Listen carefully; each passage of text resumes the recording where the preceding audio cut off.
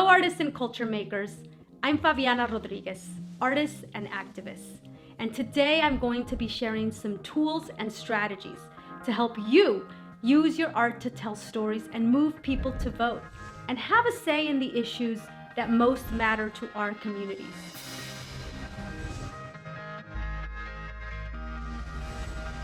We are in an unprecedented moment in our human history. We currently face 4 major threats to our shared existence: a brutal pandemic, systemic racism, environmental devastation, and an economic crisis. This election is likely the most important election of our lives, and the role of artists like you has never been more important. Artists are the beacons who help us see the light in times of devastation. Artists make the future we want feel possible and inevitable. Your work has the potential to move people to action, to fight apathy and cynicism. Let's talk about power. Cultural power is the capacity to shape, disrupt, or transform a worldview through the creation and spread of culture. We all have cultural power. Culture is like the ocean. It surrounds us all the time. Like water, it's also in constant movement. Culture shapes us, and we shape culture. Think about key moments in history, whether it's the legalization of gay marriage or the election of the first Black president. Culture is the force that made that wave of change possible. And just like a rock thrown into the water, one story, one image, one action can start a ripple in the ocean that is culture. When I think about one individual who radically transformed culture with an action, I think about the football player Colin Kaepernick and how he courageously took a knee 4 years ago to protest police brutality. He faced a huge backlash from the NFL, yet his actions catalyzed a movement among athletes. And just a few years later, the act of taking a knee became normalized behavior throughout sports. It went mainstream. Never doubt that one cultural moment can inspire many more. Let's talk about the levers of social change, which happen in 3 realms: culture, politics, and economics. You might have been taught to think that real change only happens when a law changes, but culture actually precedes politics. Culture moves much faster than politics because culture is the realm of ideas and behaviors. A law is the manifestation of an idea whose time has come. Before we can change a law, we first must change the way people think and behave. Culture is powerful because it can spread rapidly. It's very contagious. I'll give you an example. Ellen DeGeneres first came out on primetime television in 1997. She was the first woman to come out as openly gay on a major television show. And back then, it was a big deal. A bunch of TV shows followed that depicted LGBTQ characters. Shows like Will and Grace, Queer Eye, and each time they got more bold and sexy, like the L Word. So little by little, the presence and the lives of LGBTQ folks became more normalized. It wasn't until 2015 that there was a marriage equity win at the Supreme Court.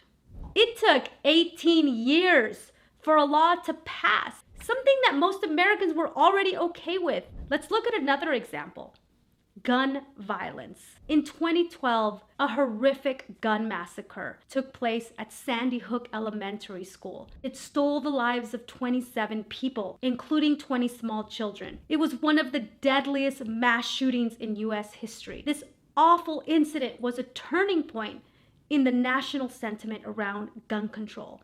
But in the political sector, Congress blocked gun legislation because of the entrenched influence of the NRA. And the economic sector could have done something back then, but they didn't act. But 6 years later, in February 2018, another tragic gun massacre occurred at Stoneman Douglas High School in Parkland, Florida. Immediately after the shooting, young people fiercely spoke out about their traumatic experience, calling upon lawmakers to take bold action. These young people, like Emma Gonzalez and David Hogg, took control of their narrative through their personal stories grounded in truth. And they used social medias to engage influencers and high-profile allies. Within 2 weeks, Dick's Sporting Goods changed its policies, and Walmart followed a year later. Companies began to drop support of the NRA as demanded by the students. And it didn't stop there. Politics also changed. The students from Stoneman Douglas were instrumental in changing Florida law in less than 1 month after the shooting. What we see here is the power that people have when they courageously lead with their stories and their lived experiences and push us to imagine a new kind of future. Culture is power. Stories are powerful. Culture is also where we shaped worldview. Worldview is made up of all the stories we tell ourselves about who we are and how we relate to each other and to the natural world.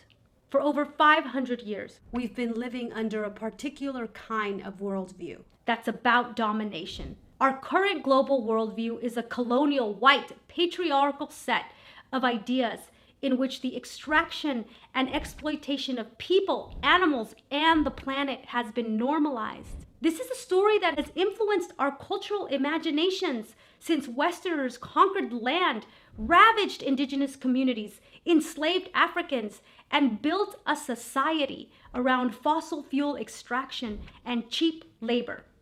But we know those systems don't work because the earth is giving us all the signs. All those systems and old stories are crumbling. And you, as the storytellers, makers, artists, have the ability to create different narratives about a better tomorrow. Remember, culture is a constant battle for our imagination.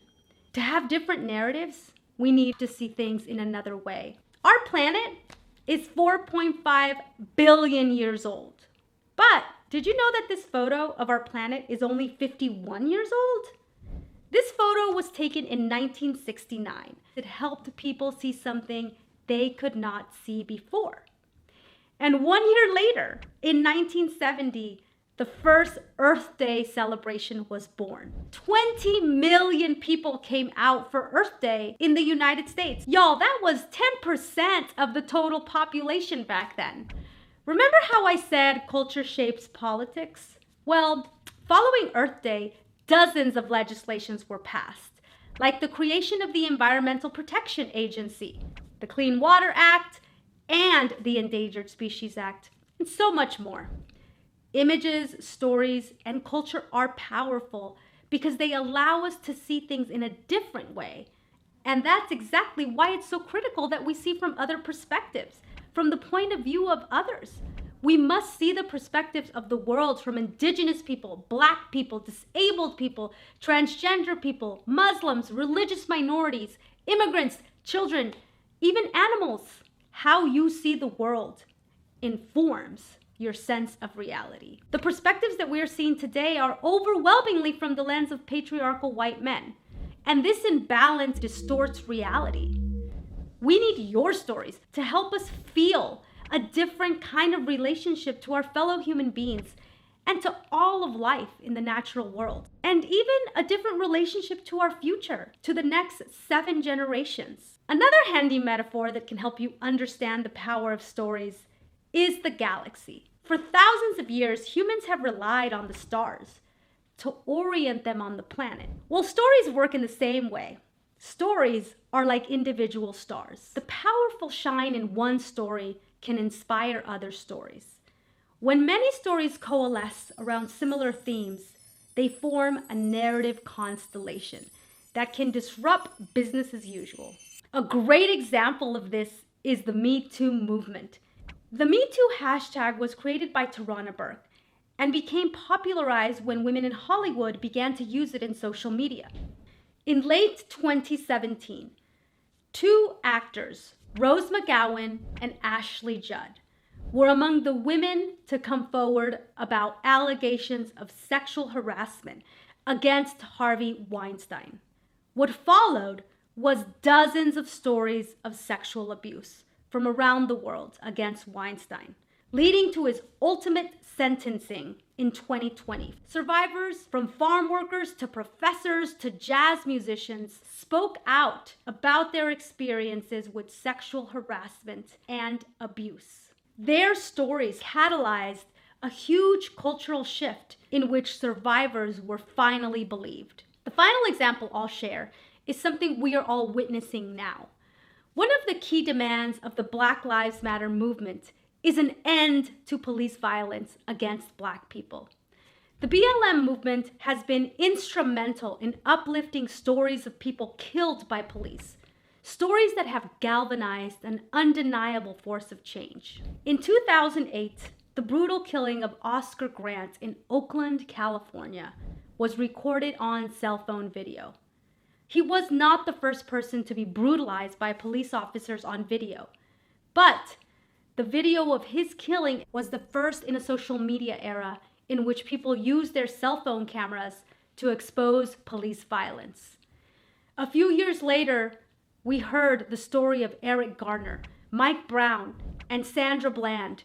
We learned about how racist police violence and a system of impunity viciously claimed the lives of Black people, even children. These stories, together with grassroots organizing and many more stories like George Floyd and Breonna Taylor, have helped to catalyze a contemporary revolution. The Black Lives Matter movement gave us the space not only to grieve these deaths, but also to imagine a world without police. That is the power of culture to bring about lasting social change. And what has followed has been an outburst of creative content and actions. Artists, athletes, and culture makers have helped ensure that the stories of those killed are not forgotten and that they remain in the public imagination.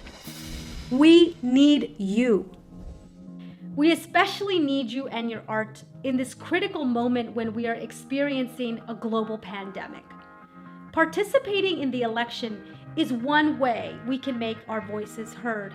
The old, destructive stories are dying. Yet in moments of disillusion and chaos, there is also an opportunity to sow ideas. We urgently need stories to help inspire people to change our world for the better by participating in our political system and voting.